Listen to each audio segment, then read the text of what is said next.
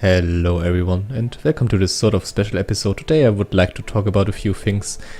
Something pretty interesting happened, and that is that a video from WoW Awakening got taken down by Blizzard due to a copyright claim. And that is something I find a bit concerning, especially like as someone who actually produces videos about WoW Awakening and plays on the server. But more about it later. Basically what happened is I stumbled upon their site again, wanted to download the patch, and usually like they have a video linked down here, and basically it was grayed out, and I clicked on it and I thought, holy shit, Mr. Game Master review video got actually taken down, which was complete bullshit. I don't know, I just like they had this linked for a while, and that's why I thought, hey, what happened? You know, I really was like really panicky because I thought, okay, if they actually start taking down reviews now and stuff, then things get really scary. But again, I was wrong. I don't want to spread any more misinformation than I already did, because I basically just went into the Discord, was like, hey, dude, your video got taken down, and basically checked, like, what? No. And yeah, I felt like a complete idiot. Sorry if you see this, Mr. Game Master. Sorry again for talking shit, but still I think this is still quite an issue, and I would like to discuss a few things. Also, this has been like brought up in Reddit right now and is discussed there, so would like to give my stance on this whole issue, and maybe you are interested in hearing that. So after I was done pranking Mr. Game Master Reviews, I basically went into the Discord channel of WoW Awakening trying to find some answers, but so far they did not respond. Maybe they are looking into this issue by themselves right now, and I say it clear right now, it's still not quite figured out like why this happened and what made this video so interesting for Blizzard to take it down. Again, there have been a few theories and I will go into them in a short minute. The thing is, this video was about stat allocation. It was high-paced, cut it, edited very well. The first thing that came to my mind was maybe it had something to do with copyright because of that. Like after I knew about like what video actually got taken down, I thought that might go into the equation. But even that would be really weird, and I guess the next thing, and probably the thing that actually went to the minds of most people first, is the whole taking money issue, like the whole financial situation, how they conduct this, how they sell beta keys. And I think Super Soaker, by the way, great guy, will probably link his channel somewhere here or down in the description, does some great let's play content for World of Warcraft. What I like about this is he basically has a very calm approach to this, and he says in a nutshell, well, although I don't really want them to take it down, this project, he can kind of understand why Blizzard would target WoW Awakening because of the way, again, how they conduct things. And although I'm also quite critical of the whole financial situation, this would set a very, very spooky precedence for the private server scene, I think. Like if Blizzard starts intervening with WoW Awakening content, or like with private server content for that reason, there are a lot of other servers that actually also could get affected, and I want to explain why in this video. But before I go into this whole main discussion about the monetary kind of thing, a few other things are that the WoW Awakening title actually could have something to do with it, that Blizzard actually plans some sort of patch, some sort of, well, next to the addition to the game. I think here is the comment about the awakening of Zagreus, and that this actually might be a reason that the pure naming of the whole thing, like if people Google WoW Awakening, basically that Blizzard does not want to advertise the server in that sense. I think a very interesting theory, and something I could imagine as well. The other thing I mentioned earlier about the music in the video, it's actually pretty far stretched, because I think a lot of videos actually use like Blizzard music, and although like because of the notice that actually happened, like copyright claim a lot of the times, like especially since I'm German, a lot of the times like we have this some sort of thing called GEMA here in Germany, which basically takes down a lot of videos because of copyright claims because of music. So this was like also the first thing that came to my mind. But to be honest, it's a bit weird. Like I don't really think Blizzard would do this just because the sole reason that there was some music in the video. I mean, it was video game music for the most part, and that's just something that, although of course it has an owner, is actually free to use in a lot of videos. So we have the point that it is because of certain music, which again for me is quite unlikable. Then the point about how it is in the name itself and how it would basically clash with Blizzard's future plans, which is a very interesting idea and really nothing I would have thought of. So props to this guy for actually pointing this out. So we will see about this again. Hopefully the WoW Awakening staff will talk about this in a few hours. That leaves us though with one of the biggest discussion points right now, and probably also the thing that led to the downfall of this video, and it is the whole thing about selling keys, of course. And by the way, I would really appreciate if on Reddit if we can have discussion in this manner.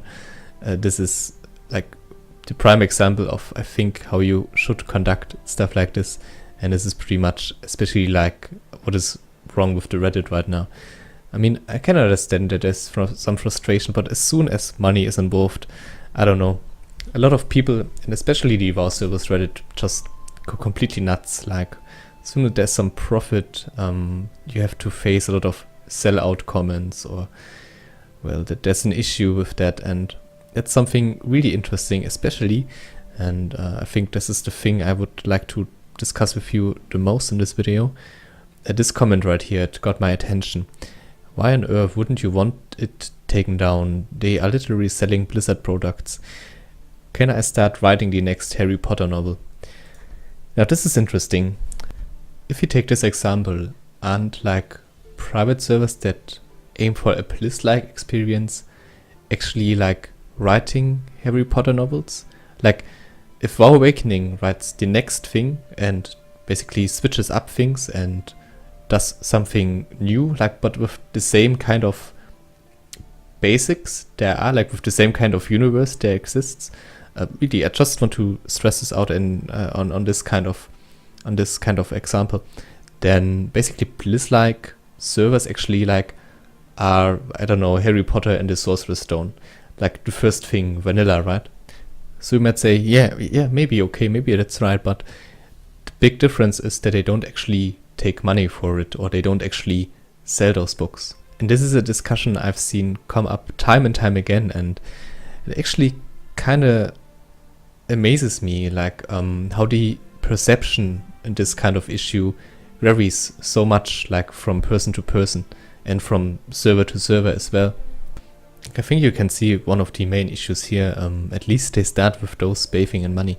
Like, I think the whole perception about how much money private servers actually make with their sort of project. And again, I'm also not the biggest fan of how WoW Awakening conduct their whole kind of policy, like with beta keys, and I mean it's a closed beta, but again, like also Dutchy discussed this already, and the thing is, to some extent, I can get behind that criticism.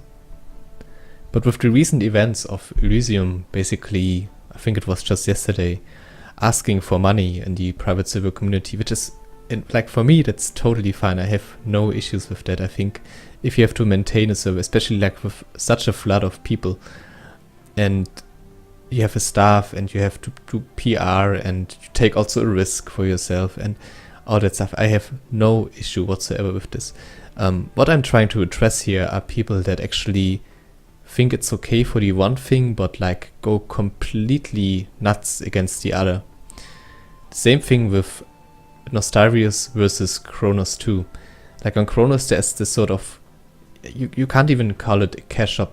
I mean, you can buy characters, which sounds horrible on paper. That sounds like pay to win. But it's pretty much just like an auction house. If you play a character up, it's a controlled environment to actually fight against some sort of illegal kind of gold selling and character selling. And you can actually buy characters only from other persons that also leveled their character up on that server. So it's not like a super ultimate character with maxed out items provided by the Kronos server, completely destroying the financial, economical kind of system. No, it's really, it stays in the server. And even the player playing that character can make money with that. It's only that a short, like a small percentage of that actually goes to Kronos, goes to the maintenance of the server. And they also have some vanity items in the shop, I think. And that's the thing, like vanity items / donations. I personally, I can't stress this out enough. I don't have a problem with this, but again, I just don't understand why some people really, they flame the living hell out of the one kind of way of condoning things and just have no problem whatsoever with like the other way. If we stay at this like example here with the Harry Potter novels, let's exercise through a few of those things. So let's start with Elysium. Elysium basically writes the first Harry Potter book again. They let you read it, and then after 1 or 2 weeks they say, hey, I see you enjoyed this, but for us to produce like more chapters to maintain your book. I know, like, as you can see, the example lacks on some areas, but in general I think it's quite fitting. In order to actually like produce more chapters for you, like we can't do it on our own, would it be okay for you if you actually would donate to the project? And so you have that, the first example. You get the book for free, and then like after a short time, or even like in this case, like with Elysium, it was even before you were able to read it. But you basically know it's Harry Potter, it's a quality kind of product, and you totally are okay with this, you stand in for this, and well, you gladly pay, you know? It's like you also send the signal like, hey, I'm actually willing to pay for this. This is actually not bad. Hey, like just making a short line to the whole Blizzard kind of official legacy service discussion. Basically show you are interested in this product. Now let's take Kronos. Kronos also writes the Harry Potter novel, like the first one, Sorcerer's Stone. But they basically say, hey, I know you enjoyed this book. I don't know, here's some merchandise. Would you like this sort of ruler to help you? I don't know, like this book cover, this special book cover. Actually, like something that does not anything for the book itself. Like it does not increase. It gives no advantages, but it kind of looks neat. Like it's a vanity item, you know. And they basically say, hey, we give you that. Would you give us something in return for this? Like some sort of donation to keep up the server. And I think if you think about it that way, it's actually mind-blowing how people, like in the end, you get a product and you pay the money. Like even though Elysium calls it a donation, you still consume their product and you still give something back in return. It's still some sort of trade. It's really hard for me to explain this, not English being my first language. But I hope you kind of see where I'm getting from here. Now you have like Awakening, who are like, okay, we don't want to rewrite the old book. We want to add to the whole universe. We want to do something new, something, different. But in order to do this, wouldn't you be interested in actually like founding this by getting access to it? Like getting access to it as one of the first people, like if you take the example again, like if you can read it while there are still mistakes in it, but you kind of have to pay for you have to pay it to us for that privilege, which sounds a bit insane, to be honest. Like again, I kind of understand why people criticize WoW Awakening for that, because you invest also time from yourself. You want to rule out bugs, you want to actually explore the world and help them out, and then you have to pay for it. Which I know it sounds a bit crazy, but again, if people are willing to do it, why is that such a big issue? I just don't understand. In the end, they provide you with a product, and you trade them your time, and well, if you did not win a beta key or anything, you provide them with your money. And this is like the I think this is the most critical example out of those three. This is the one where actually I can really get behind, where people are frustrated and don't really like the way this is done. But coming back to this comment right here, this is the private server scene in a nutshell. World of Warcraft is Blizzard's product. We are basically doing the same thing with every server there is. Some of the servers actually are the Sorcerer's Stone, some of the servers are the Chamber of Secrets, some of the are the Prisoner of Azkaban, and some of those things are books that, well, add to this universe and that are not even written yet. So I really don't like the idea of taking WoW Awakening down for that reason. Again, it sets a pretty bad precedence for the private server community. I think it makes it a bit vulnerable, and I think the whole discussion about private servers, about how they conduct certain things, about supporting them, about like financial issues, that's a very important one, and I think that's one we have to stay a bit calm, we have to thoroughly discuss and not just like write off servers like from the get-go just because they sell vanity items or they basically sell you the product instead of just giving it to you and asking for donations in return.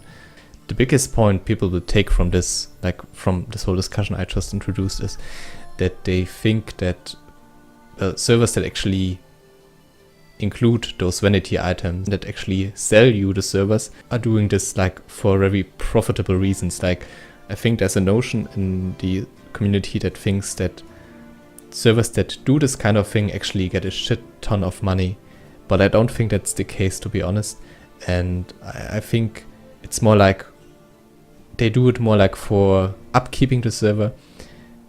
Again, I know Awakening will be criticized and it will probably be called a chill because I also play on it. But again, they have a huge staff, they have a lot of things to do. Like, it's not only maintaining a server, not only like fixing standard bugs, it's like all about balancing, about very custom kind of stuff. Like, you have to invent a lot of things, you have really to put in a lot of work and manpower. And I guess the biggest issue is that a lot of this is speculating, like no one really knows how much money does a server make. If it's really just like for, well, sustaining their kind of server stability. I know there are some numbers floating around how much it actually costs to provide a stable server to a certain amount of people. But again, there's like so much different stuff that actually has to be accounted for, and that I think in the most cases is a bit left behind. So that has been my short ramble. I hope I could get my point across. I guess the main thing that you can take with here is also that, well, I think if you criticize certain things, then you should be consistent. If you don't like cash shops and if you think like servers make a shit ton of money with this, then it's a bit strange to think it's okay like for one server and to just completely bash it for the other server. But if you are like me, again, I think that it's totally fine to take something in return to actually keep the server stable and provide services. I think you should be consistent about that, and that's something that I think is very important and that otherwise comes off as a bit hypocritical. All right, that's about it, I think. Thank you so much for watching so far, and well, I see you around next time. Stay awesome, and please tell me in the comments what do you think about this whole thing, if I just missed out completely on some points that I just can't think of right now, and well, if I really overlooked a few major issues. Yeah, would be much appreciated if we can have a discussion, and until next time, guys, bye.